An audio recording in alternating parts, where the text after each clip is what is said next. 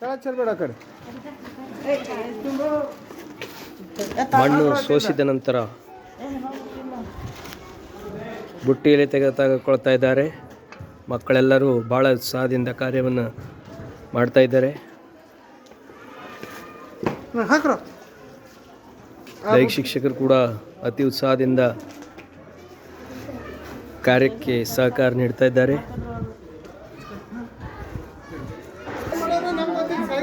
ಮಕ್ಕಳು ಬೀಜ ಉಂಡೆ ಕಾರ್ಯದಲ್ಲಿ ತೊಡಗಿದ್ದಾರೆ. ಬೀಜ ಉಂಡ ತಯಾರು ಮಾಡುವಂಥ ಕಾರ್ಯದಲ್ಲಿ ತೊಡಗಿರುತ್ತಾರೆ. ಮಕ್ಕಳೇ, ಏನೇನು ಮಿಶ್ರಣ ಮಾಡ್ತಾ ಇದ್ದೀರಿ? ಕೆಂಪು ಮಣ್ಣು, ಆಕಳ ಸೆಗಣಿ, ಗೋತ,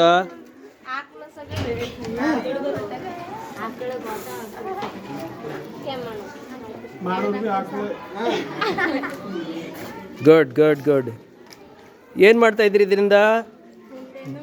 ಬೀಜದ ಉಂಡೆ ತಯಾರಿಸ್ತಾ ಇದ್ದೀರಾ? ಇದು ಯಾಕಿಟ್ರಿ ಪುಟ್ಟ?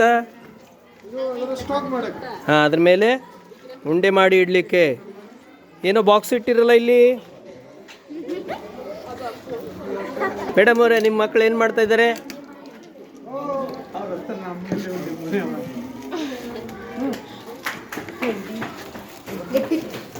ಆಯ್ತಾ ರೆಡಿ?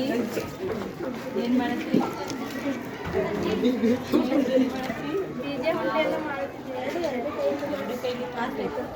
ಎರಡು ಕೈಲಿ ಮಾಡ್ರಿ.